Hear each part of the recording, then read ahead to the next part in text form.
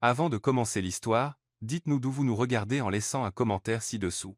Si cette vidéo vous plaît, n'oubliez pas de liker et de vous abonner. Passez une merveilleuse journée. Profitez bien de l'histoire, tout le monde. La pluie martelait la vitre du taxi comme si le ciel tout entier pleurait la décision qu'Emily Hargrove était sur le point de prendre. Ses doigts tremblaient en serrant la poignée de son vieux sac en cuir usé, le même que sa mère portait avant de partir, emportant avec elle tous les rêves que la famille avait autrefois. Chicago s'étendait devant elle comme un géant de verre et d'acier, indifférent au désespoir d'une femme de 24 ans qui portait sur ses épaules le poids de 2000 vies. Le chauffeur la déposa devant l'Imperial Tower Hotel, un gratte-ciel imposant qui semblait juger chacun de ses pas par sa massive porte-tambour dorée. Emily inspira profondément, sentant la pluie mêlée au parfum coûteux qui émanait du hall. Sa botte toute simple couina sur le marbre poli, tandis qu'elle se dirigeait vers les ascenseurs. Chaque pas résonnait comme un rappel de la distance qui la séparait de chez elle. Il y a 3 semaines, tout s'était effondré. Hargrove Manufacturing, l'usine qui faisait vivre la petite ville de Oak Ridge depuis plus de 50 ans, était au bord de la faillite. L'ancien associé de son père, Victor Langford, avait détourné des millions dans une escroquerie qui avait laissé l'entreprise saigner à blanc par les dettes et les procès. Son père, Robert Hargrove, un homme aux cheveux grisonnants et aux mains calleuses, passait désormais des nuits blanches assis à la table de la cuisine, à fixer des piles de papier qui n'avaient plus aucun sens. « Emily, j'ai échoué envers toi. J'ai échoué envers tout le monde », avait-il dit, la voix brisée, les yeux rougis par les larmes. Elle avait pris ses mains, sentant la rugosité de la peau qui avait tout construit de ses propres forces. « Non, papa. Il reste encore une chance, et c'est pour ça que je suis là. » Alexander Ken. Ce nom sonnait comme une sentence de mort. Un milliardaire impitoyable connu pour racheter des entreprises en difficulté et les transformer en empires ou les détruire complètement, selon son humeur. Il était le dernier espoir, la seule personne disposant du capital nécessaire pour sauver Hargrove Manufacturing, avant que les banques ne saisissent les dettes et que des milliers de familles se retrouvent sans moyen de subsistance. L'ascenseur montait en silence, chaque étage rappelant qu'elle s'éloignait du sol ferme. 23e étage. La porte s'ouvrit sur un couloir au bois sombre et à l'éclairage tamisé. Ses pas s'enfonçaient dans l'épaisse moquette tandis qu'elle cherchait la suite 2307. Quand elle frappa à la porte, elle ne s'attendait pas à ce qu'il ouvre lui-même. Alexander Kahn était exactement ce que les photos laissaient présager, et pire encore. Grand, large d'épaules, costume noir impeccable qui coûtait plus que ce qu'elle gagnait en un an. Mais ce furent ses yeux qui la désarmèrent, gris comme l'acier, perçants, calculateurs. Il la détailla de haut en bas, non pas avec désir, mais avec la froideur de quelqu'un qui évalue un actif. « Mademoiselle Hargrove », dit-il d'une voix profonde et maîtrisée. Entrez, la suite était d'un luxe absurde. Des fenêtres du sol au plafond révélaient la ville illuminée par l'orage. Une bouteille de champagne dans un seau à glace, 2 verres en cristal, et un canapé en cuir qui semblait n'avoir jamais été utilisé. Tout ici criait le pouvoir, le contrôle, la distance. « Asseyez-vous », ordonna-t-il en désignant un fauteuil face à une table basse. Il s'installa lui-même sur le canapé, croisant les jambes avec une aisance exaspérante. Emily obéit, sentant son cœur cogner contre ses côtes. Elle sortit de son sac le dossier contenant les documents de l'entreprise, bilan, prévision, contrat, tout organisé, tout désespéré. « Monsieur Ken, j'ai tout lu », la coupa-t-il en agitant la main. « Votre père a été un idiot de faire confiance à Langford. L'entreprise est ruinée. Les actifs ne couvrent même pas la moitié des dettes. Et vous voulez que j'investisse combien déjà ? 12 millions. » Emily déglutit péniblement. 15 pour éponger les dettes et relancer la production. Avec un plan sur 5 ans, nous pouvons. Nous ne pouvons rien, mademoiselle Hargrove. Il se pencha en avant, les yeux fixés sur elle comme un prédateur. Je ne fais pas la charité, et votre entreprise ne vaut pas 15 millions. Elle n'en vaut même pas 5. Le silence fut brutal, Emily sentit les larmes lui brûler les yeux, mais elle refusa de les laisser couler. Pas devant lui. Alors, pourquoi m'avez-vous fait venir ? Demanda-t-elle, la voix plus ferme qu'elle ne l'aurait cru. Alexander sourit. Ce n'était pas un sourire gentil. C'était le genre de sourire qui vous retourne l'estomac. Parce qu'il y a quelque chose que vous pouvez offrir qui vaut bien plus que 12 millions. Emily fronça les sourcils, perdue. Il se leva, marcha jusqu'à la fenêtre, les mains dans les poches. Les lumières de la ville éclairaient son profil, le rendant encore plus intimidant. « Vous », dit-il simplement, l'air sembla quitter ses poumons. « Je ne comprends pas. » Il se retourna, la regardant avec une froideur qui lui glaça le sang. « Une nuit avec moi, autant de nuits que je le voudrais pendant un mois. En échange, je sauve votre entreprise. J'injecte le capital nécessaire. Restructuration complète. Votre ville ne perd pas un seul emploi. » Emily sentit le sol disparaître sous ses pieds. Elle se leva, chancela, se raccrocha au dossier du fauteuil. « Vous me demandez de... » « Je vous fais une proposition d'affaires, » dit-il, la voix sans émotion. Vous avez quelque chose que je veux. J'ai quelque chose dont vous avez besoin. C'est aussi simple que ça. Simple, sa voix sortit dans un murmure étranglé. Vous me demandez de me vendre? Non. Il fit un pas vers elle, et Émilie recula. Je vous demande de faire un choix. 2000 personnes vont tout perdre. Ou vous passez un mois avec moi et ils gardent leur vie. Elle secoua la tête, les larmes finissant par couler. Vous êtes un monstre. Peut-être. Il prit une carte de visite sur la table et la lui tendit. Mais je suis le seul monstre prêt à aider. Réfléchissez bien, mademoiselle Hargrove. Vous avez 48 heures. Passé ce délai, l'offre expire. Émilie saisit la carte de ses mains tremblantes, se tourna vers la porte. Avant de partir, elle se retourna, les yeux brûlants de colère et de désespoir. Je n'accepterai jamais ça. Jamais, Alexander ne répondit pas. Il la regarda simplement partir en claquant la porte derrière elle. Mais il savait à la façon dont elle serrait la carte. Il savait au désespoir dans ses yeux qu'elle reviendrait. Et quand elle le ferait, il aurait gagné. Émilie courut dans le couloir, suffoquée, les larmes brouillant sa vue tandis que l'ascenseur descendait. Quand les portes s'ouvrirent au rez-de-chaussée, elle sortit presque en trébuchant, ignorant les regards curieux du portier. La pluie tombait toujours, la trempant tandis qu'elle marchait sans but dans les rues de Chicago. La carte de visite d'Alexander Kane brûlait dans sa poche comme une sentence de mort. Le train de retour vers Oak Ridge sembla plus lent que jamais. Émilie appuya son front contre la vitre froide, regardant le paysage passer des gratte-ciel gris aux champs ouverts et silencieux. Chaque kilomètre, qui l'éloignait de Chicago aurait dû lui apporter du soulagement, mais elle ne ressentait qu'une oppression suffocante dans la poitrine, comme si quelque chose de lourd écrasait ses poumons. La carte de visite d'Alexander Kane était pliée dans la poche de sa veste. Elle ne l'avait pas jetée. Elle n'avait pas pu, même si elle haïssait chaque lettre imprimée sur ce morceau de papier. Son nom, le numéro privé, la police élégante qui semblait se moquer de sa misère. Quelque chose l'empêchait de la détruire. 48 heures. Les mots résonnaient dans son esprit comme une bombe à retardement. 48 heures pour décider si elle vendrait sa dignité, son corps, son âme, en échange du salut de gens qui ne sauraient même pas le sacrifice qu'elle envisageait. Quand le train s'arrêta enfin à la petite gare de Oak Ridge, le soleil se couchait déjà, peignant le ciel en orange et violet. Émilie descendit les jambes tremblantes, respirant l'odeur familière d'herbes coupées et de pain qui l'avait toujours fait se sentir chez elle. Mais maintenant tout semblait différent, souillé.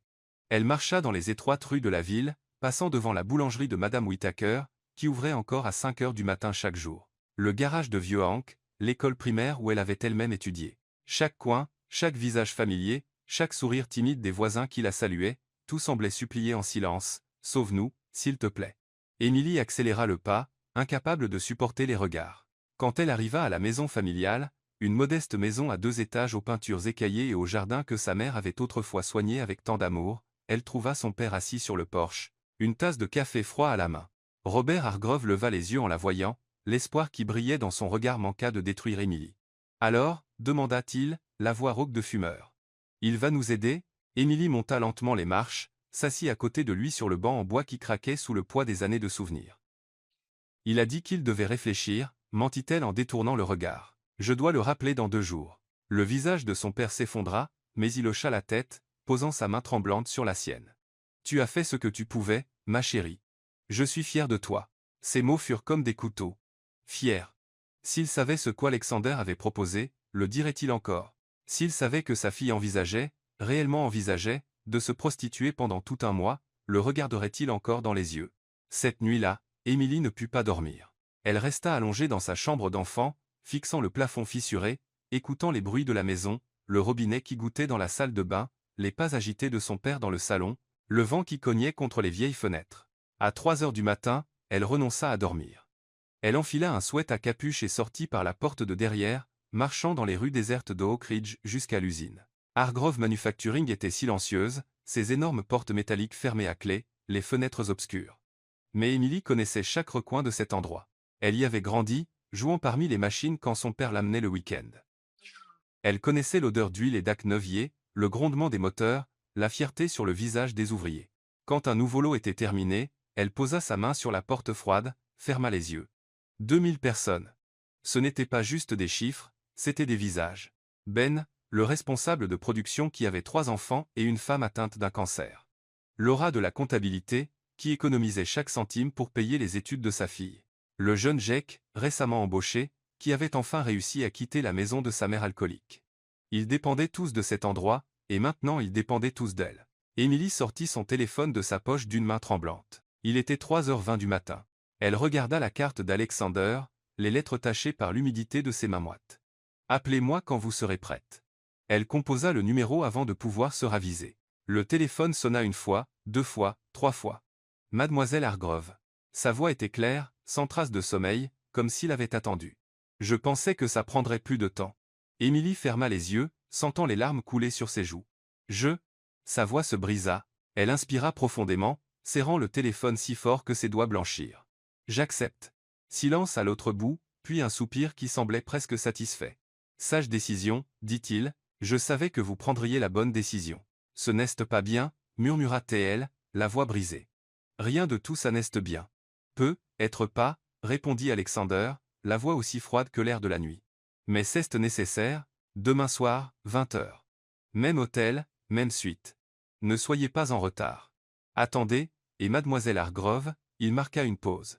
Venez préparer, ce ne sera facile ni pour vous ni pour moi. La communication coupa. Émilie laissa le téléphone glisser de sa main, tomber sur l'herbe humide. Elle s'assit là sur le sol froid, serrant ses genoux, sanglotant en silence tandis que la réalité de ce qu'elle venait de faire l'engloutissait entièrement. Elle s'était vendue. Pendant un mois, son corps ne lui appartiendrait plus. Il appartiendrait à un homme qu'elle connaissait à peine, un homme qui la voyait comme une transaction, une propriété, un moyen d'arriver à ses fins. Quand le soleil commença à se lever, peignant le ciel en rose et or, Émilie se leva enfin.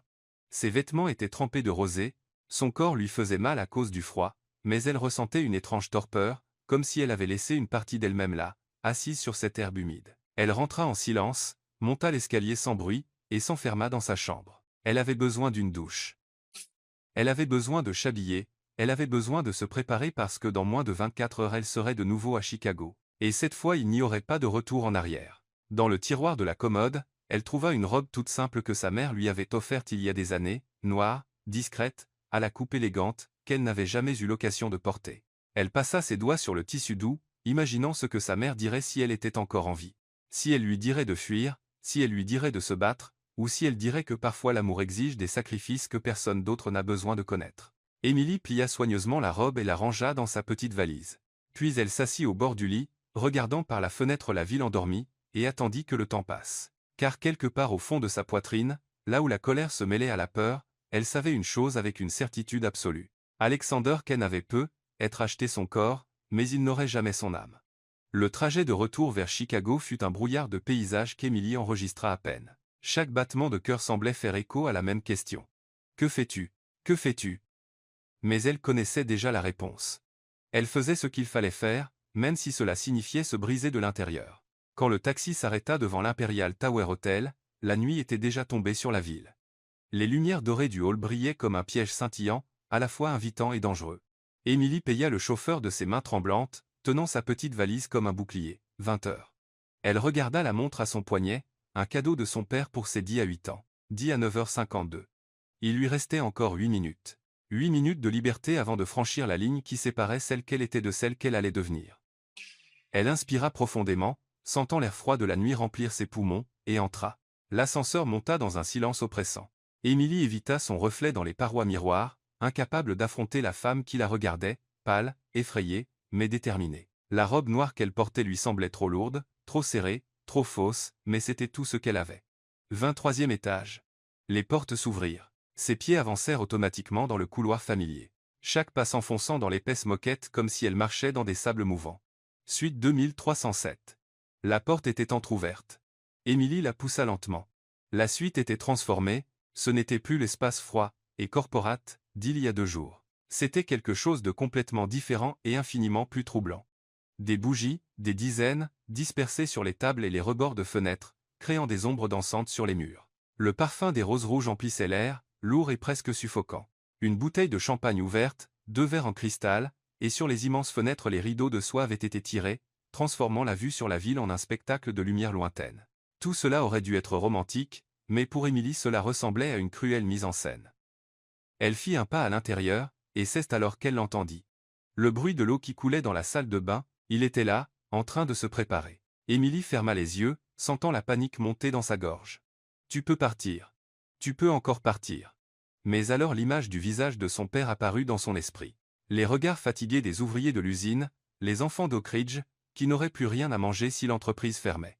Elle resta, la porte de la salle de bain s'ouvrit et Alexander Kane apparut, vêtu seulement d'un pantalon noir et d'une chemise blanche au premier bouton d'effet. Ses cheveux étaient légèrement humides, comme s'il sortait de la douche. Il s'arrêta en la voyant, ses yeux gris parcourant lentement son corps, s'attardant sur chaque courbe, chaque ligne de la robe qui épousait ses formes. « Vous êtes venu, dit-il, la voix plus basse qu'Émilie ne s'en souvenait. Je l'avais dit, répondit-elle en relevant le menton, refusant de paraître faible, même si à l'intérieur elle s'effondrait. Alexander s'approcha d'un pas mesuré, délibéré. Il s'arrêta à quelques centimètres, si près qu'Émilie pouvait sentir la chaleur qui émanait de son corps, l'odeur de savon coûteux et quelque chose d'autre, quelque chose de masculin et dangereux. Vous comprenez donc les termes, dit-il, non comme une question, mais comme une constatation. Émilie hocha la tête, incapable de faire confiance à sa propre voix. Il leva la main et elle tressaillit instinctivement, mais Alexander ne fit que prendre une mèche de ses cheveux, la glissant entre ses doigts comme pour en évaluer la texture. Toutes les nuits où je le voudrais. Vous ne me refuserez rien. Et vous sauvez l'entreprise, compléta Émilie, la voix rauque comme un murmure. Toutes les personnes, tous les emplois. C'est déjà fait. Il relâcha ses cheveux et alla à la table, prenant une épaisse enveloppe. Les papiers ont été signés ce matin. 15 millions déposés sur le compte de Hargrove Manufacturing. Restructuration complète, votre ville est sauvée. Émilie sentit ses jambes faiblir, c'était déjà fait. Il n'avait même pas attendu de voir si elle viendrait. Il était certain, absolument certain, qu'elle se vendrait. Les larmes lui brûlèrent les yeux, mais elle les refoula. Alors il n'y a plus rien à discuter, dit-elle, la voix tremblante malgré ses efforts. Alexander reposa l'enveloppe sur la table et se tourna vers elle, ses yeux s'assombrissant d'une chose qu'Émilie ne pouvait nommer. Désir, curiosité, ou peu, être simplement possession, enlever la robe. Les mots tombèrent comme des pierres dans le silence. Émilie se figea. Elle savait que ce moment viendrait. Elle s'y était préparée mentalement pendant tout le trajet. Mais maintenant, debout devant lui, avec ses yeux froids posés sur elle, son corps refusait d'obéir. Sa voix se brisa. Enlevez-la, répéta-t-il, plus fermement cette fois, ou je le ferai pour vous. De ses doigts tremblants, Émilie porta les mains dans son dos, cherchant la fermeture éclair. Elle descendit avec un bruit qui semblait trop fort dans la suite silencieuse. La robe se relâcha, glissa de ses épaules. Elle la laissa tomber. Se tenant là seulement en simple lingerie, pas de dentelle ni de soie, juste du coton blanc tout simple. Émilie se sentit plus exposée que jamais dans sa vie. Pas seulement physiquement, émotionnellement, spirituellement. Alexander fit un pas en avant, puis un autre jusqu'à se trouver juste devant elle. Il leva la main, glissant ses doigts le long de la ligne de son épaule, descendant le long de son bras, envoyant des frissons sur toute sa peau. « Vous tremblez » observa-t-il. « J'ai froid » mentit-elle. « Non » Il pencha la tête, ses yeux fixés sur elle avec une intensité qui lui coupa le souffle. « Vous avez peur » Émilie ne répondit pas. Elle ne pouvait pas. Alexander se rapprocha encore jusqu'à ce que leurs corps se touchent presque. Il se pencha, ses lèvres effleurant son oreille tandis qu'il murmurait « Vous n'avez pas besoin d'avoir peur. Je ne vais pas vous faire mal. » Mais il avait tort. Car à cet instant, quand ses mains glissèrent autour de sa taille, la plaquant contre son torse, Émilie comprit que la douleur avait déjà commencé. Il l'embrassa. Ce n'était pas doux, c'était dominateur, possessif, comme s'il revendiquait quelque chose qui lui appartenait. Émilie resta rigide, les lèvres closes, les mains appuyées contre son torse dans un geste futile de résistance. Mais Alexander ne s'arrêta pas. Ses mains remontèrent dans son dos, dégrafant son soutien-gorge avec une aisance qui trahissait l'habitude. Quand il tomba au sol, la panique explosa en Émilie. « Attendez, non » la coupa-t-il, la voix rauque. « Vous avez accepté. Maintenant c'est mon tour. » Il la guida jusqu'à la chambre où attendait l'immense lit king size, recouvert de draps blancs immaculés qui semblaient se moquer de tout ce qui allait se passer. Émilie s'allongea, le corps tendu comme une corde prête à se rompre. Alexander se tint au bord du lit, ôtant sa chemise, révélant un torse musclé, des cicatrices qui racontaient des histoires qu'elle ne connaîtrait jamais. Quand il s'allongea à côté d'elle, l'attirant contre lui, Émilie ferma fortement les yeux. Survie. Survie seulement. Mais tandis que ses mains exploraient son corps, tandis qu'il murmurait des choses qui auraient dû sonner intimes mais semblaient vides, quelque chose en Émilie se brisa, et les larmes commencèrent enfin à couler. Alexander sentit le changement avant même de le voir. Le corps d'Émilie, déjà tendu sous ses mains, devint complètement rigide, comme de la pierre, comme de la glace, comme quelque chose de mort. Et puis il l'entendit, un sanglot étouffé suivi d'un autre et d'un autre. Elle pleurait, il s'arrêta immédiatement, se redressant sur les coudes pour la regarder. Émilie était allongée sous lui, les yeux fermés avec force, les larmes coulant silencieusement sur ses tempes et trempant l'oreiller. Ses lèvres tremblaient, et elle mordait sa lèvre inférieure si fort que Alexander vit une goutte de sang. Quelque chose d'étrange se passa en lui, quelque chose qu'il n'avait pas ressenti depuis des années. Peut être des décennies, une pointe, un malaise, presque comme de la culpabilité. « Émilie, dit-il, la voix plus rauque qu'il ne l'aurait voulu. Elle ne répondit pas, continua de pleurer en silence comme si elle était ailleurs, déconnectée de son propre corps. Alexander s'écarta, s'assit au bord du lit, passant les mains dans ses cheveux. Qu'est-ce qui se passe, bon sang? C'était censé être simple, une transaction. Elle avait accepté, il avait payé. Ça aurait dû n'être que des affaires. Mais la voir là, brisée, détruite par quelque chose qu'il était en train de faire, c'était différent de tout ce qu'il avait imaginé. Regardez-moi, ordonna-t-il, mais sa voix sortit plus douce qu'à l'ordinaire. Émilie ouvrit lentement les yeux. Ils étaient rouges, gonflés, débordant d'une douleur si profonde que Alexander eut l'impression de recevoir un coup de poing dans l'estomac. « Pourquoi pleurez-vous » demanda-t-il, même s'il connaissait déjà la réponse. Émilie s'assit, tirant le drap pour couvrir son corps, ses doigts agrippant le tissu comme si c'était la seule chose qui la maintenait entière. Elle le fixa, et pour la première fois, il n'y avait pas seulement de la peur dans ses yeux.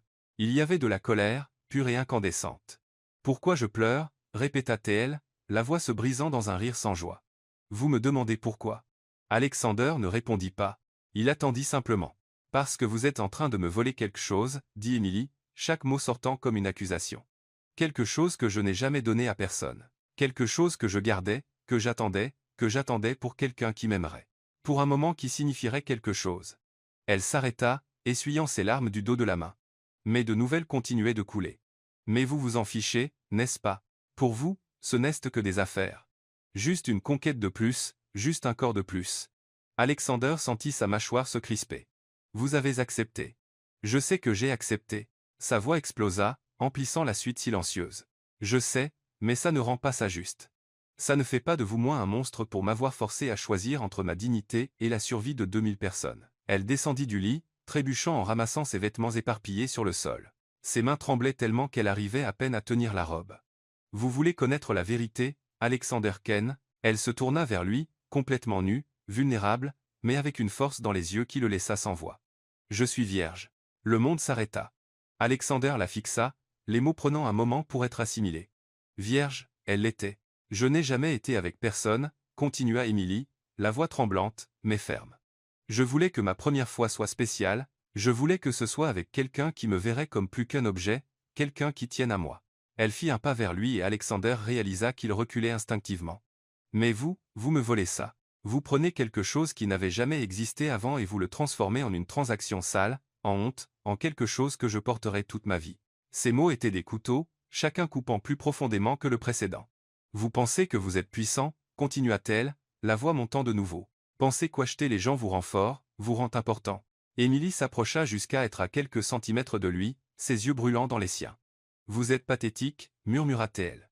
Et le venin dans ses mots brûla plus que n'importe quel cri. « Vous êtes un homme tellement brisé, tellement vide que vous avez besoin de détruire les autres pour ressentir quelque chose, pour vous sentir vivant. » Alexander sentit quelque chose se briser en lui. Quelque chose de profond. Quelque chose qu'il avait gardé enfermé et enterré si longtemps qu'il en avait oublié l'existence. « Vous êtes un monstre, » dit Émilie. Et cette fois, sa voix était calme, certaine. « Et un jour, quand vous serez seul dans tous ces hôtels de luxe, entouré de tout ce que vous avez acheté et de personnes qui tiennent vraiment à vous, vous réaliserez que vous avez détruit la seule chose qui compte. L'humanité, la connexion, l'amour. » Elle ramassa la robe et l'enfila rapidement, laissant la lingerie derrière elle sans s'en soucier. Quand elle saisit son sac, Alexander retrouva enfin sa voix. « Attendez !» Émilie s'arrêta, mais ne se retourna pas. Il ne savait pas quoi dire. Les excuses étaient pour les faibles. Il l'avait appris il y a longtemps, mais les mots sortirent quand même, arrachés d'un endroit sombre en lui. « Je ne savais pas. » « Vous ne saviez pas quoi » demanda-t-elle, toujours dos tourné. « Que j'étais vierge ou que j'étais humaine ?» Silence. Émilie rit de nouveau, ce rire brisé sans joie. « Gardez votre argent, Alexander. Gardez votre entreprise. Je trouverai une autre solution. » « Il n'y a pas d'autre solution, » dit-il, la voix creuse, même à ses propres oreilles. « Vous le savez ?» Elle se retourna enfin, et le regard qu'elle lui lança était de pure pitié. « Alors je perdrai. Mais au moins quand je me regarderai dans le miroir, je reconnaîtrai encore la personne qui me regarde. » Émilie marcha jusqu'à la porte, la main sur la poignée. Avant de partir, elle le regarda une dernière fois. « Je vous plains, » dit-elle doucement. « Parce que vous avez tout, et vous n'avez rien. » La porte se referma derrière elle avec un doux clic, et Alexander se retrouva seul. La suite, qui quelques minutes plus tôt semblait intime et préparée, paraissait maintenant vide. Les bougies brûlaient encore. Les roses parfumaient toujours l'air. Mais tout semblait faux, artificiel, mort. Il marcha jusqu'à la fenêtre, regardant la ville en bas. Des millions de lumières, des millions de vies, qui continuaient comme si rien n'avait changé. Mais quelque chose avait changé. Pour la première fois en 15 ans, Alexander Kane se regarda à travers les yeux de quelqu'un d'autre, et ce qu'il vit le dégoûta. Il appuya son front contre la vitre froide, ferma les yeux. Et pour la première fois depuis que son père l'avait abandonné à l'âge de 12 ans, Alexander sentit quelque chose d'humide couler sur sa joue. Une larme, suivie d'une autre, et d'une autre. Seul dans la suite de luxe, entouré de tout ce que son argent pouvait acheter et de rien qui comptait vraiment. L'homme le plus puissant de Chicago finit enfin par craquer. Alexander ne dormit pas cette nuit-là. Il resta assis sur le canapé de la suite, fixant le vide tandis que les bougies se consumaient lentement en flaques de cire fondue. La bouteille de champagne resta intacte, les verres vides reflétant la faible lumière de la ville à l'extérieur. Le silence était assourdissant, si lourd qu'il pouvait presque entendre les échos des mots d'Emily résonner contre les murs. Vous êtes un monstre. Vous êtes pathétique. Je vous plains. Chaque phrase était une plaie ouverte, saignant des vérités qu'il avait passé toute sa vie à éviter. Alexander porta les mains à son visage, pressant ses paumes contre ses yeux comme s'il pouvait effacer les images. Émilie pleurant sous lui, son corps rigide de peur, ses yeux rouges et accusateurs, perçant toutes ses défenses. Vierge, le mot le hantait. Il avait failli lui prendre ça, failli détruire quelque chose de précieux, d'irremplaçable. Pourquoi? Pour le pouvoir, pour prouver qu'il pouvait avoir tout ce qu'il voulait, non. Pour la première fois, Alexander se força à affronter la vérité. Pour la solitude. L'horloge indiquait 4 heures du matin quand il se leva enfin, les jambes engourdies d'être resté immobile si longtemps. Il marcha jusqu'à la salle de bain, se lava le visage à l'eau glacée, et fixa son reflet dans l'immense miroir. L'homme qui le regardait était méconnaissable. Yeux noirs enfoncés, cheveux en désordre, une expression qu'il n'avait pas vue depuis quand? Depuis ses 12 ans peu, être, assis sur les marches d'une maison vide, attendant un père qui n'est jamais revenu. Tu n'es rien, Alexander. Tu ne seras jamais rien. La voix de son père résonnait à travers les années. L'amour est une faiblesse. La confiance est une stupidité. Le seul vrai pouvoir est dans l'argent et le contrôle. Son père, Edward Kane, était un homme brillant et cruel. Un homme d'affaires qui avait bâti un empire sur le dos de gens qui lui avaient fait confiance. Quand sa femme, la mère d'Alexander, l'avait quitté, ne prenant qu'une valise et un cœur brisé, Edward n'avait pas pleuré. Il avait juste souri. Tu vois, mon garçon, c'est pour ça qu'on ne peut jamais aimer. L'amour te rend vulnérable. Et Alexander l'avait cru, il avait absorbé chaque mot empoisonné comme une vérité sacrée, bâti des murs si hauts autour de son cœur que même lui ne pouvait plus les escalader. Il s'était transformé en une version plus jeune, plus impitoyable de son père. Jusqu'à cette nuit, jusqu'à ce qu'Emily Hargrove le regarde avec ses yeux pleins de larmes, et dise la seule chose que personne n'avait jamais osé dire, vous êtes pathétique. Et elle avait raison. Alexander quitta la salle de bain, prit son téléphone, et composa un numéro qu'il n'avait pas appelé depuis des années. Cabinet Ellis et associés, une voix ensommeillée répondit, Alexander Kane. J'ai besoin que vous prépariez des documents maintenant. Monsieur Kane, il est 4 heures du matin. Maintenant, répéta-t-il de la voix qu'il utilisait habituellement pour clore les discussions. 2 heures plus tard, les documents étaient prêts. Alexander les lut 3 fois, s'assurant que chaque clause était parfaite, chaque mot clair. Puis il signa. Hargrove Manufacturing ne serait pas racheté, elle serait sauvée. 15 millions d'investissements directs, aucune participation au capital exigé d'Emily ou de son père. Aucune obligation, aucune condition. C'était un don, pur et simple.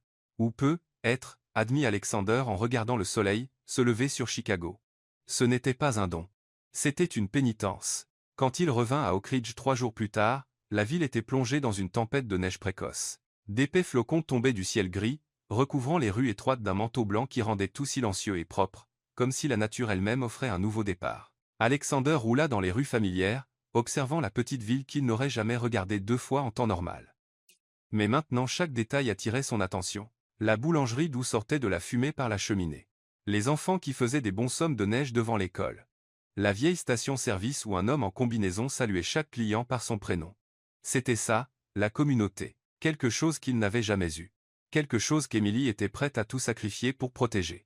L'usine Hargrove Manufacturing se trouvait en périphérie de la ville. Un bâtiment en briques rouges délavées avec le nom de l'entreprise en grandes lettres fières. Alexander se gara devant, inspira profondément, et entra. L'intérieur était modeste mais propre, des machines bien entretenues, l'odeur d'huile et de métal, le bruit d'un travail honnête. Les ouvriers se saluaient, riaient, partageaient le café dans de vieilles tasses. Alexander se sentait complètement hors de sa place. « Je peux vous aider ?» Une femme d'une cinquantaine d'années, cheveux gris tirés en chignon, le regarda avec une curiosité polie. « Je cherche Robert Hargrove. Bureau au fond du couloir. » Elle indiqua, puis pencha la tête. « Vous êtes Alexander Kane. » Son expression changea instantanément, surprise suivie de quelque chose qui ressemblait à de la gratitude. « Vous êtes l'investisseur.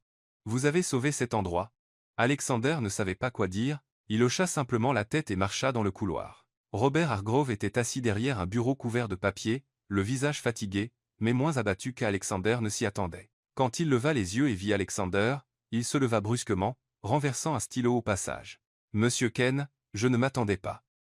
Je suis venu personnellement discuter des termes de l'investissement, » l'interrompit Alexander, la voix retrouvant le ton professionnel qu'il connaissait si bien. « Je souhaiterais rester un mois, superviser personnellement la restructuration. » Robert cligna des yeux, clairement choqué. « Un mois? Ici à Oak Ridge? Oui. » Alexander posa sa mallette sur le bureau. « Je veux m'assurer que chaque centime est utilisé correctement, que chaque emploi est préservé. » Ce n'était pas un mensonge, mais ce n'était pas non plus toute la vérité. La vérité était qu'Alexander ne pouvait pas retourner à Chicago. Pas encore. Pas quand cette suite d'hôtels, toute la ville était contaminée par les souvenirs de celui qu'il avait été. Et juste peut, resté à Oak Ridge, voir ce qu'Emily était prête à se détruire pour le protéger, pourrait lui apprendre quelque chose, lui apprendre à redevenir humain.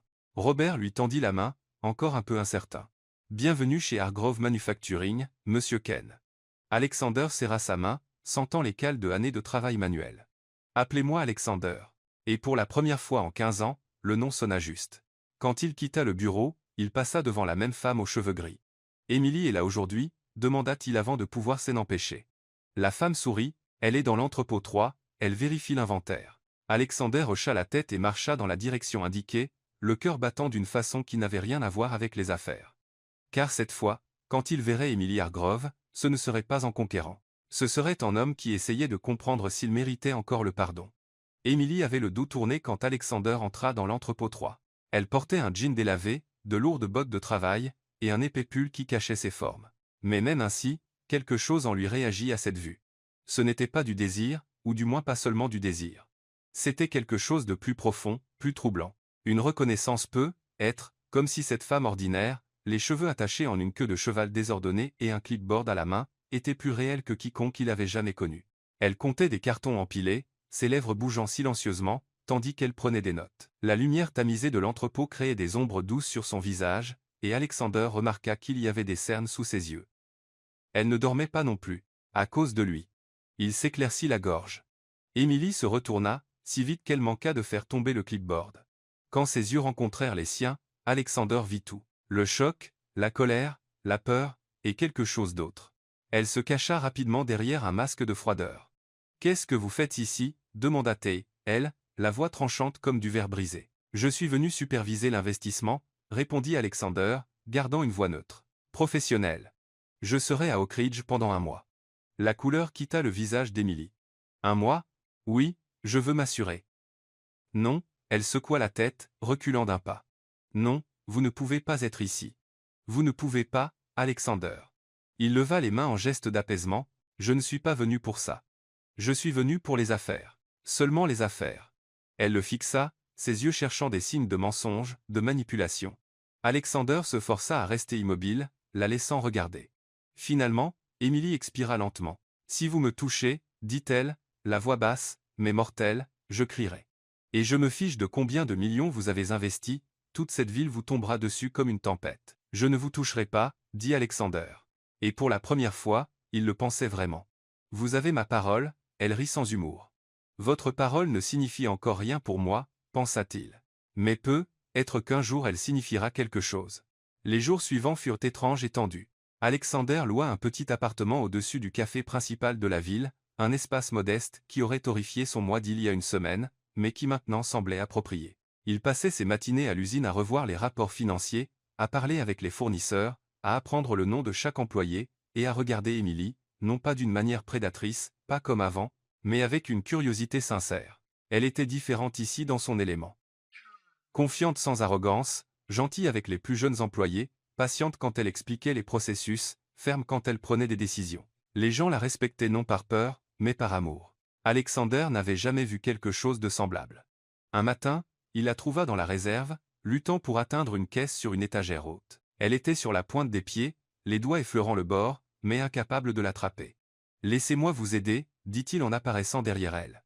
Emily se retourna, manquant de heurter son torse. « Je n'ai pas besoin de votre. » Mais Alexander tendait déjà le bras au-dessus d'elle, attrapant la caisse facilement. Ce faisant, son corps effleura légèrement son dos, et pendant une seconde, juste une seconde, le temps s'arrêta. Il pouvait sentir sa chaleur à travers leurs vêtements. Il pouvait entendre son souffle s'accélérer. Il pouvait sentir le parfum de son shampoing à la lavande. Alexander posa la caisse au sol et recula rapidement comme s'il s'était brûlé. « Désolé », murmura-t-il. Emily ne répondit pas. Elle attrapa simplement la caisse et sortit précipitamment, les joues rougies. Mais Alexander l'avait vue. Il avait vu la façon dont elle avait retenu son souffle. La façon dont ses mains tremblaient légèrement en prenant la caisse. Elle l'avait ressenti aussi. Les jours devinrent des semaines. Alexander se força à garder ses distances, mais il était impossible de ne pas remarquer les petits moments où elle riait avec un employé et la lumière atteignait ses yeux. Quand elle se mordait la lèvre inférieure, concentrée sur un rapport, quand elle remettait des mèches rebelles derrière son oreille. Et il savait avec une certitude troublante qu'il commençait à la voir comme plus qu'une transaction, plus que quelqu'un qu'il avait failli détruire. Il commençait à la voir comme Emily. Un jour, en la croisant dans le couloir étroit entre les bureaux, Alexander s'arrêta. Emily, elle se retourna, prudente. Oui, il ouvrit la bouche, ne sachant pas exactement ce qu'il allait dire.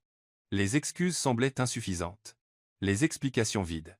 Alors il dit simplement, « Vous faites un travail formidable ici avec la restructuration, avec les gens. » Emily cligna des yeux, clairement surprise. « Merci, je suis sérieux. » Alexander fit un pas plus près. Pas envahissant, juste assez pour qu'elle voie ses yeux. « Vous avez un don pour le leadership, pour faire que les gens tiennent à vous. » Quelque chose changea sur son visage. La méfiance était toujours là, mais maintenant il y avait une fissure dans l'armure. « Pourquoi dites-vous ça ? » Parce que c'est vrai, il marqua une pause. « Et parce que j'avais tort à votre sujet, à propos de tout. » Emily l'observa longuement, ses yeux cherchant quelque chose que Alexander ne savait même pas s'il pouvait donner. « Les gens ne changent pas, Alexander, » dit-elle enfin, la voix douce, mais triste. « Surtout pas les gens comme vous. Peut-être que vous avez raison, admit-il. Mais peut-être que certains ont juste besoin d'une raison pour essayer. » Il s'éloigna avant qu'elle puisse répondre, la laissant seule dans le couloir. Mais cette nuit-là, alors que Alexander revoyait des papiers dans son petit appartement, on frappa à la porte. Il ouvrit, et Emily se tenait là, enveloppée dans un manteau épais, la neige accrochée à ses cheveux. « Vous avez mangé » demanda-t-elle, la voix hésitante. Alexander secoua la tête. « Madame Patel du café en bas a fait trop et mène à donner. » Emily montra un sac. « J'ai pensé, eh bien, ce serait du gâchis de jeter. » Ce n'était pas exactement une invitation, mais c'était quelque chose. Alexander ouvrit grand la porte, lui faisant signe d'entrer. Avec plaisir. Et tandis qu'il partageait des plats chinois réchauffés sur des assiettes dépareillées assis par terre parce que l'appartement avait à peine des meubles, quelque chose changea entre eux. Ce n'était pas encore le pardon, pas encore. Mais peut-être, juste peut-être, c'était le début de quelque chose qui pourrait devenir du pardon s'il arrivait à prouver qu'il le méritait.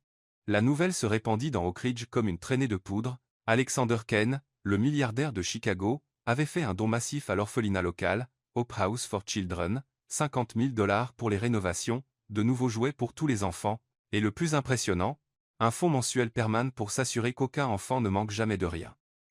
Emily l'apprit d'abord au café de Madame Patel, où la moitié de la ville semblait discuter de la généreuse nouvelle autour du petit déjeuner.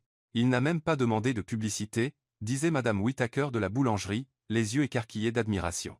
Il est juste arrivé avec un chèque et a dit qu'il voulait t'aider. Mon petit-fils est dans cet orphelinat, ajouta le vieux Hank en essuyant ses yeux humides. Pour la première fois depuis des années, ce garçon va avoir un vrai Noël. Emily sentit quelque chose d'inconfortable, remuer dans son ventre. De la confusion peut-être, ou pire, de l'espoir. Elle prit son café et partit rapidement, mais ne pouvait cesser d'y penser. Pourquoi ferait-il ça? Alexander ne faisait jamais rien sans raison. Tout était calculé, stratégique. Alors, quel était l'angle? Cette fois elle trouva la réponse, ou une partie. Cet après-midi-là, Emily apportait des documents au bureau de son père quand elle vit par la fenêtre Alexander sortir d'une voiture noire devant Hope House à quelques pâtés de maison. Il portait de grandes boîtes, et même de loin, elle pouvait voir des enfants courir vers lui. Quelque chose l'attira, un besoin de comprendre, de voir de ses propres yeux.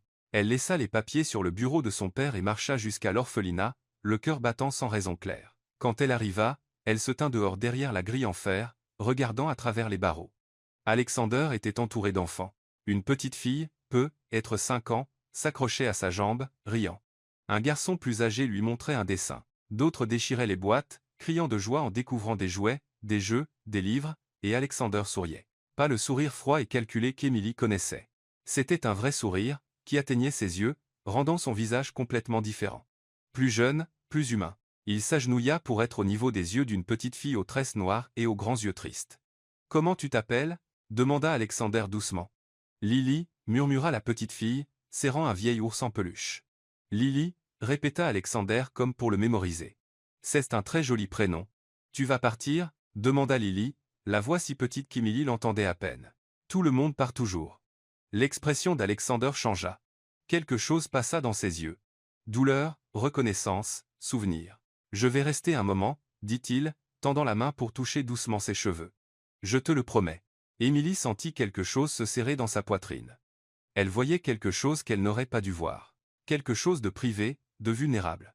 Elle allait se détourner quand Alexander leva les yeux et croisa son regard à travers les barreaux.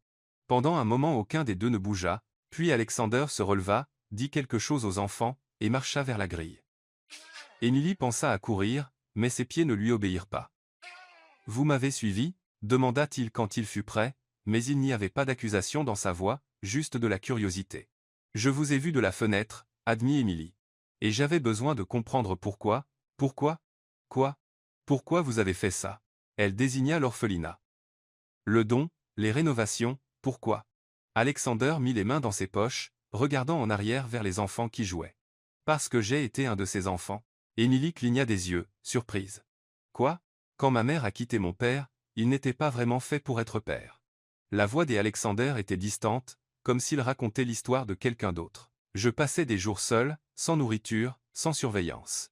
Les voisins ont appelé les services sociaux 3 fois avant mes 10 ans. » Emily sentit quelque chose bouger en elle, une fissure dans l'image qu'elle avait de lui. « Je n'ai jamais été officiellement placé dans un orphelinat, » continua Alexander. « Mon père arrivait toujours à les convaincre qu'il allait changer. Mais je me souviens d'avoir visité un orphelinat une fois, un endroit froid et gris, où les enfants avaient des yeux comme ceux de Lily, vides, attendant que quelqu'un, n'importe qui, s'occupe d'eux. » Il regarda enfin Emily. « Donc, pour répondre à votre question, je l'ai fait parce que je peux et parce que personne ne l'a fait pour moi. » Emily ne savait pas quoi dire. Chaque mot qui lui venait semblait inadéquat, mais elle commença, puis s'arrêta. Mais, l'encouragea Alexander. « Mais vous n'essayez pas de changer, » dit Emily, la frustration revenant. « Vous essayez d'avoir des applaudissements. Achetez la rédemption avec un chèque. » La mâchoire d'Alexander se crispa. « C'est ce que vous pensez de moi ? Je ne sais pas quoi penser de vous. » La voix d'Emily sortit plus forte qu'elle ne l'aurait voulu. « Un moment vous faites cette chose horrible à Chicago, et le suivant vous êtes ici à jouer avec des enfants orphelins. Qui êtes-vous, Alexander ?» Il fit un pas plus près, et Emily se força à ne pas reculer. « J'essaie de le découvrir, » dit-il, la voix basse et intense. « Pour la première fois de ma vie, je ne sais pas qui je suis. Et peut-être que vous avez raison. Peut-être que j'essaie juste d'acheter le pardon. Mais au moins j'essaie. Essayer ne suffit pas. » « Alors, qu'est-ce qui suffit ?» la défia Alexander. « Qu'est-ce que je dois faire pour prouver que je ne suis pas seulement le monstre que vous avez vu dans cette suite ?» Emily le fixa, le cœur battant. « Je ne sais pas si vous le pouvez. » Le silence tomba entre eux, lourd et douloureux. Finalement, Alexander hocha lentement la tête. « Peut-être que vous avez raison, mais je vais essayer quand même. » Il retourna vers l'orphelinat, laissant Emily seule dehors devant la grille. Mais en rentrant à l'usine, elle ne pouvait chasser l'image de sa tête. Alexander agenouillé devant la petite Lily, touchant doucement ses cheveux, lui promettant de rester. Et pour la première fois, Emily se demanda si juste il y avait plus en lui qu'elle ne s'était autorisée à voir, ou si elle était simplement en train de se montrer stupide encore une fois. Cette nuit-là, allongée dans son lit, Emily regarda le plafond et murmura dans l'obscurité, « Qui êtes-vous vraiment, Alexander Kane ?» Et quelque part de l'autre côté de la ville dans un petit appartement au-dessus d'un café, Alexander se posait exactement la même question. 2 semaines s'étaient écoulées depuis le don à l'orphelinat, et quelque chose avait changé dans l'air entre Emily et Alexander. Ce n'était pas encore la confiance, pas encore. C'était plutôt comme une trêve hésitante, une reconnaissance silencieuse que leur histoire avait plus qu'un terrible début. Alexander continuait de travailler à l'usine, mais maintenant Emily le surprenait à la regarder avec une expression différente. Ce n'était pas le regard prédateur de Chicago. C'était de la curiosité, de l'admiration, comme si elle était une énigme qu'il essayait de résoudre. Et Emily, aussi fort qu'elle essaya de le nier, se surprenait à le regarder en retour. Elle remarquait des choses maintenant. La façon dont Alexander se penchait pour écouter quand un employé parlait, vraiment écouter au lieu d'attendre son tour de parole. Comment il restait tard pour revoir les budgets afin que chaque département ait ce dont il avait besoin. Comment il rendait visite à l'orphelinat 3 fois par semaine, toujours en apportant quelque chose de petit. Des livres, des bonbons, parfois juste son temps. Vous êtes différent, dit Emily un après-midi quand ils se retrouvèrent seuls dans le bureau des archives, cherchant de vieux contrats. Alexander leva les yeux, surpris. Différent, comment? Emily hésita, puis décida d'être honnête. Plus humain. Il rit, un son bref sans humour. Merci, je crois. Je ne le disais pas comme ça. Emily reposa le dossier qu'elle tenait sur l'étagère. C'est juste qu'à Chicago, vous étiez comme une machine, froid, calculateur, mais ici vous. J'essaie d'être meilleur, l'interrompit doucement Alexander. Il s'approcha, s'arrêtant de l'autre côté de la table étroite. Vous m'avez montré qui j'étais devenu, et je n'ai pas aimé ce que j'ai vu. Emily sentit quelque chose se serrer dans sa poitrine. Les gens ne changent pas du jour au lendemain, Alexander. Je sais, il soutint son regard. Mais ils peuvent essayer chaque jour jusqu'à ce qu'un jour l'effort devienne qui ils sont. Il y avait quelque chose dans ses yeux, une sincérité brute et vulnérable qui fit qu'Emily détourna le regard la première. Il faut que j'y aille, murmura-t-elle, passant rapidement devant lui. Mais en le faisant, la manche de son chemisier s'accrocha au bord de la table, la tirant en arrière. Alexander tendit instinctivement la main pour la stabiliser, ses mains saisissant ses épaules, ils se figèrent. Emily pouvait sentir la chaleur de ses paumes à travers le tissu fin, pouvait entendre son souffle légèrement accéléré. Ils étaient si proches qu'elle vit les éclats dorés dans ses yeux gris, des détails qu'elle n'avait jamais remarqués avant. Désolé, murmura Alexander, mais il ne la relâcha pas immédiatement. Ce n'est rien, répondit Emily, la voix plus rauque qu'elle ne l'aurait voulu. Pendant un moment, juste un moment, elle se permit de se demander ce que ce serait si tout était différent. S'ils s'étaient rencontrés autrement, s'il n'y avait pas eu Chicago, pas de proposition terrible, pas de honte entre eux, puis la réalité revint et elle s'écarta. Il faut vraiment que j'y aille. Alexander laissa retomber ses mains. Emily, attendez. Elle s'arrêta à la porte, sans se retourner. Voudriez-vous dîner avec moi demain soir?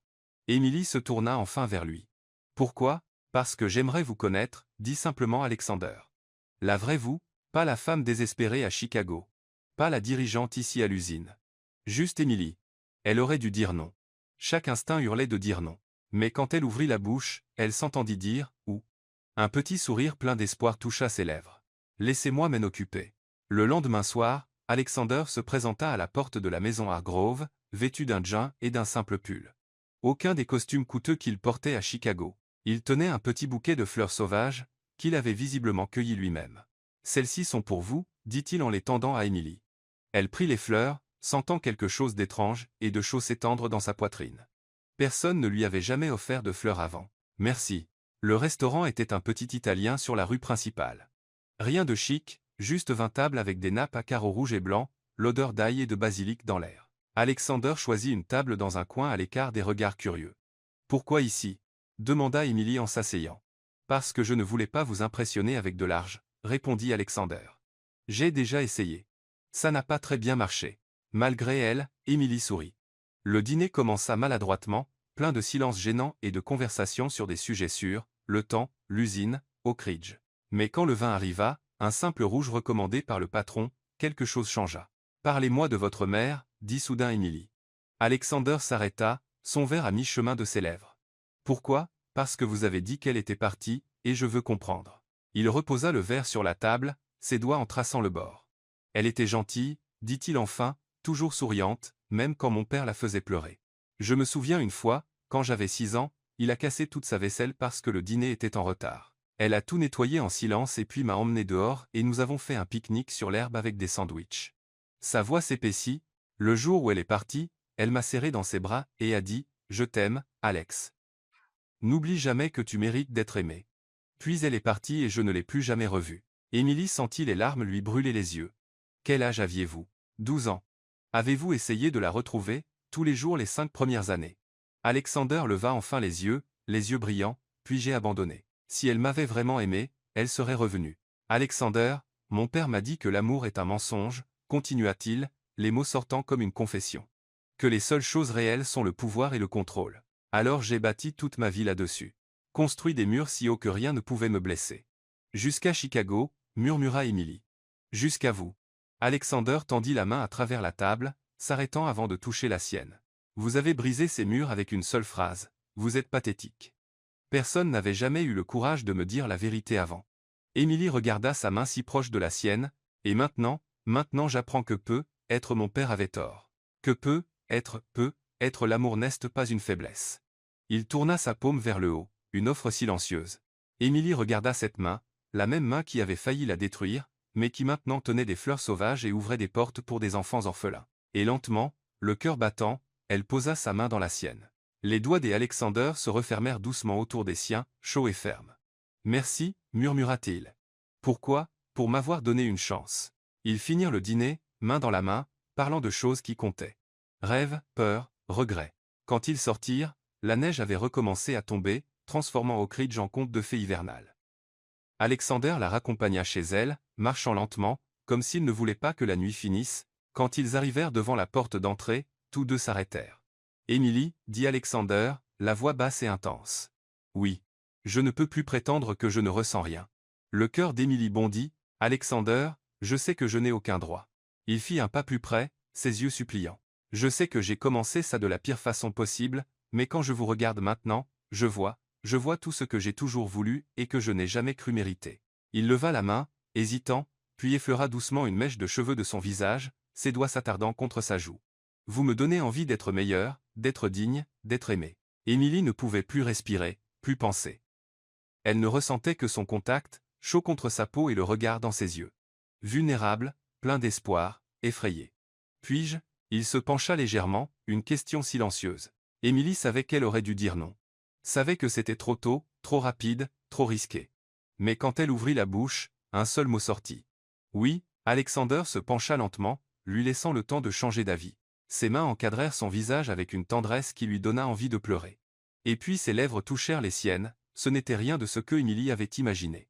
Ce n'était pas exigeant ni possessif, c'était doux, interrogateur, presque révérencieux, comme s'il savourait quelque chose de précieux qui pouvait se briser. Emily sentit qu'elle fondait, ses mains montant à gripper son pull, le tirant plus près. Le baiser s'approfondit, et elle pouvait sentir des années de sa solitude couler à travers le contact. Une fin non pas pour un corps, mais pour une connexion, pour être vus, pour compter. Quand ils se séparèrent enfin, tous deux étaient essoufflés. « Waouh » murmura Emily.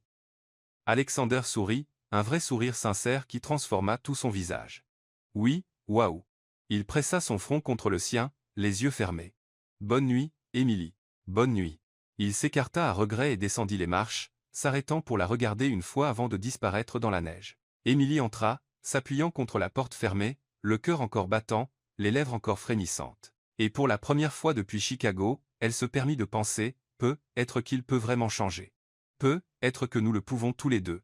3 jours s'étaient écoulés depuis le baiser, 3 jours de regards volés à l'usine, de doigts qui s'effleuraient en passant des papiers, de conversations qui duraient jusqu'à tard dans la nuit par messages qui faisaient sourire Emily dans le noir. Alexander était différent maintenant. Ou peut-être qu'Emily se permettait simplement de le voir différemment. Il riait plus, lui touchait légèrement le bras en passant. Apportait le café le matin, exactement comme elle l'aimait, avec juste un peu de sucre et beaucoup de crème. Et Emily tombait amoureuse. Elle essayait de lutter, essayait de se souvenir de Chicago, de la suite, des mots cruels. Mais chaque fois qu'elle regardait Alexander maintenant, elle ne voyait que l'homme qui s'agenouillait pour parler aux enfants orphelins. L'homme qui restait tard pour aider les employés avec leurs problèmes personnels. L'homme dont les yeux s'illuminaient quand elle entrait dans la pièce. La 5e nuit après le baiser, Alexander se présenta de nouveau à sa porte. Mais cette fois, il y avait quelque chose de différent dans ses yeux, une intensité qui fit se serrer l'estomac d'Emily. « Salut » dit-elle, la voix plus douce qu'elle ne l'aurait voulu. « Salut » il déglutit difficilement. « Je peux entrer. » Emily s'écarta, le laissant passer.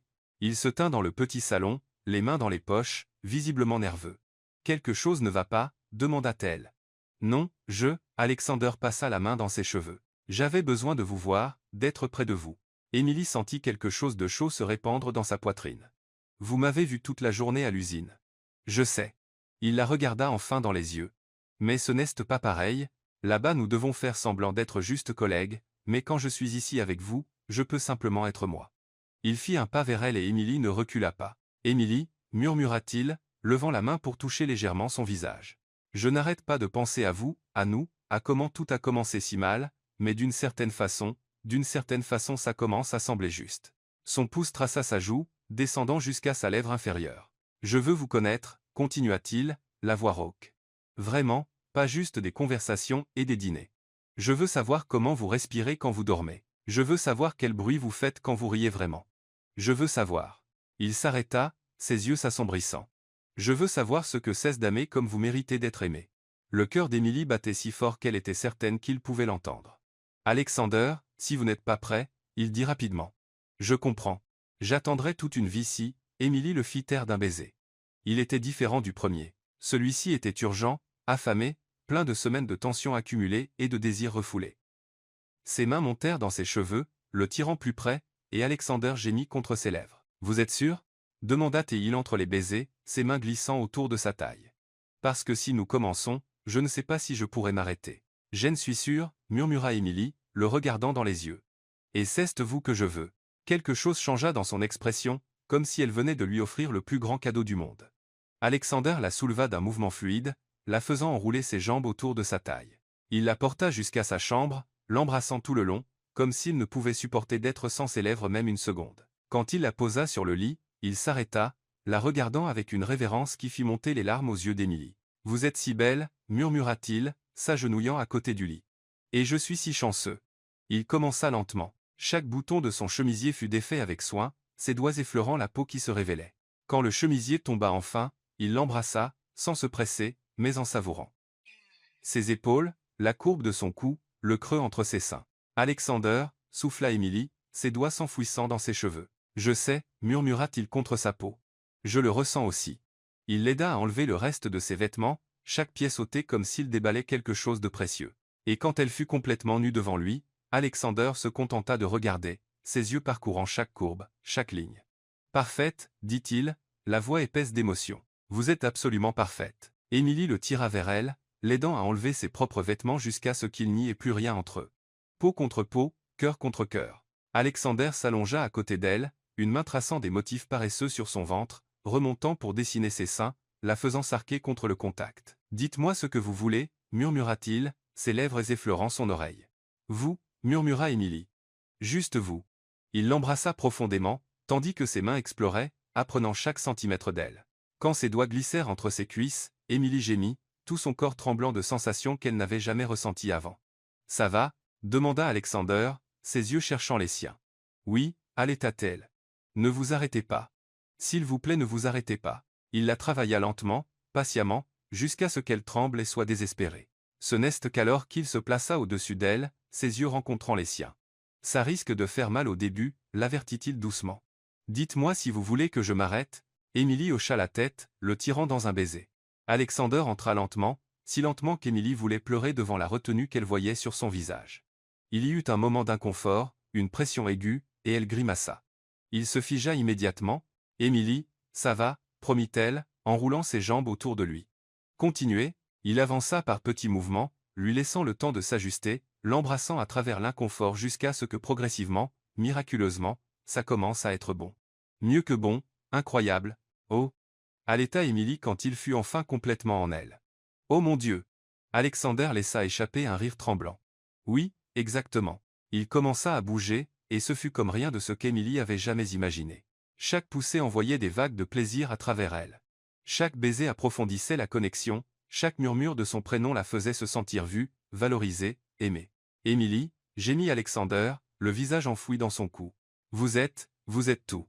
Ses mains étaient partout, dans ses cheveux, sur ses seins, agrippant ses hanches. À mesure que le rythme augmentait, Émilie le griffa, le tira, but chaque sensation comme si elle mourait de soif. Alexander, gémit-elle quand elle sentit quelque chose monter en elle. Je ne sais pas ce que. Laissez-vous aller, murmura-t-il, une main glissant entre eux pour toucher là où leur corps se rejoignait. Je vous tiens. Laissez-vous aller. Et elle le fit. L'orgasme la frappa comme une vague, faisant trembler et se contracter tout son corps. Elle cria son nom, s'accrochant à lui comme s'il était la seule chose solide dans un monde qui tournait soudain. Alexander la suivit quelques instants plus tard, son corps se raidissant alors qu'il trouvait sa propre libération, son visage un masque de plaisir et de quelque chose de plus profond, quelque chose qui ressemblait dangereusement à de l'amour. Après Allongé enlacé dans les draps, les cœurs encore affolés, Alexander l'attira contre son torse. Ses doigts traçaient des motifs paresseux dans son dos tandis qu'il embrassait ses cheveux. « Ça va » demanda-t-il doucement. Émilie posa la tête sur son épaule, un sourire aux lèvres. Plus que bien, aucun regret. Elle leva la tête pour le regarder dans les yeux. Aucun. Et toi? Alexander prit son visage entre ses mains, ses yeux si intenses qu'elle eut l'impression qu'il voyait jusqu'au fond de son âme. Comment pourrais-je regretter le plus beau moment de ma vie? Il l'embrassa de nouveau. Lentement et profondément. Et Émilie sentit quelque chose s'apaiser en elle, quelque chose qui ressemblait beaucoup à la paix. Tu es différent, dit-elle quand ils se séparèrent. Différent comment? Plus léger, comme si quelque chose de lourd que tu portais était enfin parti. Alexander resta silencieux un long moment. Parce que c'est le cas, finit-il par dire. J'ai passé des années à construire des murs, convaincu qu'il le fallait pour survivre. Mais toi, il pressa son front contre le sien, tu m'as montré que ces murs ne me protégeaient pas. Ils m'emprisonnaient seulement. Et pour la première fois depuis que j'étais enfant, je me sens libre. Émilie sentit les larmes lui monter aux yeux. Moi aussi, murmura-t-elle. Ils s'endormirent ainsi, levés l'un contre l'autre, corps et âme entrelacés. Et quand le matin vint, apportant une lumière douce à travers les rideaux, Alexander se réveilla le premier. Il resta allongé à regarder Émilie dormir, une mèche de cheveux tombée sur son visage, les lèvres légèrement entr'ouvertes. Et il sut avec une certitude qui l'effrayait autant qu'elle l'exaltait, j'aime cette femme, et je vais passer le reste de ma vie à prouver que je la mérite. Les jours suivants furent comme vivre un rêve, Alexander et Émilie ne cachaient plus leur relation. Toute la ville le savait et, chose surprenante, tout le monde approuvait. Madame Patel souriait avec complicité quand elle les voyait ensemble au café. Le vieux Hank tapotait l'épaule d'Alexander avec approbation. Même le père d'Émilie, Robert, qui au début se montrait méfiant, commençait à voir le changement sincère chez le milliardaire. « Il te rend heureuse » demanda Robert, un soir où Émilie l'aidait à faire la vaisselle après le dîner. « Oui, papa » répondit-elle, sans pouvoir retenir son sourire. « Il me rend très heureuse. » Robert hocha lentement la tête. « Alors il a ma bénédiction. Mais s'il te fait du mal. » « Il ne le fera pas » l'interrompit Émilie, surprise elle-même par sa propre certitude. Et elle y croyait vraiment. L'Alexander qui partageait son petit déjeuner, qui lisait des histoires aux enfants de l'orphelinat, qui lui tenait la main en marchant dans les rues enneigées. Cet homme-là était incapable de lui faire du mal. Mais alors, à la 3e semaine, Alexander disparut. Émilie se réveilla un samedi matin, en s'attendant à le trouver à côté d'elle dans le lit. Il avait dormi là chaque nuit depuis la première fois, mais la place était vide, les draps froids. Elle vérifia son appartement. Vide. L'usine, il n'y était pas. Elle appela son portable des dizaines de fois, mais elle tombait directement sur la messagerie. Le 2e jour, la panique commença à s'installer. Il est parti. Bien sûr qu'il est parti. C'était trop beau pour être vrai. Émilie s'assit sur le banc de la place où, des mois plus tôt, elle l'avait appelé pour accepter cette terrible proposition, et laissa couler les larmes. Elle avait été naïve. Elle avait cru que des gens comme Alexander changeaient vraiment. Émilie, elle leva les yeux et vit Madame Whittaker de la boulangerie avec une expression étrange. « Tu as vu les infos? Quelles infos ?» La femme lui tendit son téléphone avec un article. Le titre fit s'arrêter le cœur d'Émilie. Le milliardaire Alexander Ken adopte une orpheline de Oak Ridge. Émilie lut l'article les mains tremblantes. Alexander était allé à Chicago non pas pour fuir, mais pour finaliser les papiers d'adoption. Lily, la petite fille aux tresses noires et aux yeux tristes de l'orphelinat, était désormais légalement sa fille. Ken, connu pour sa réputation impitoyable en affaires, a choqué le monde des affaires avec cette décision, lisait-on. Interrogé sur ses motivations, il a simplement déclaré « J'ai appris que le vrai pouvoir ne réside pas dans ce qu'on peut prendre, mais dans ce qu'on peut donner. » Émilie reposa le téléphone, les larmes coulant maintenant pour une raison complètement différente. 3 heures plus tard, une voiture noire s'arrêta devant chez elle. Alexander en descendit en tenant Lily par la main, elle portait une nouvelle robe et serrait un ours en peluche encore plus grand que le précédent. Émilie descendit les marches en courant, s'arrêtant à quelques pas d'eux. « Tu l'as adopté » dit-elle, la voix brisée. Alexander sourit, ce vrai sourire qui transformait tout son visage. « J'aurais dû te le dire » admit-il. « Mais je voulais être sûr que tout soit finalisé avant de lui donner de faux espoirs. » « Ou au tien. » Lily se cachait à moitié derrière Alexander, mais jetait des regards curieux à Émilie. « Lily » dit doucement Alexander en s'agenouillant près d'elle. « Voici Émilie. Elle est très spéciale pour moi. Tu crois que tu peux lui dire bonjour? »« Bonjour » chuchota Lily. Émilie s'agenouilla aussi, au niveau de la petite. « Bonjour, Lily. Tu te souviens de moi? J'étais venue plusieurs fois à l'orphelinat. » Lily hocha timidement la tête. « Tu es jolie. » Émilie rit à travers ses larmes. Merci. Toi aussi. Alexander les regardait interagir, quelque chose s'étendant dans sa poitrine. Ma famille, pensa-t-il. Ce sont ma famille. Dans les jours qui suivirent, Alexander travailla sans relâche pour créer un vrai foyer pour Lily. Il loua une petite maison chaleureuse en périphérie de Oak Ridge. Rien à voir avec les palaces qu'il possédait, mais parfaite pour une petite fille qui avait besoin de chaleur, pas de grandeur. Emily l'aida à décorer, choisissant des rideaux roses et du papier peint avec des étoiles.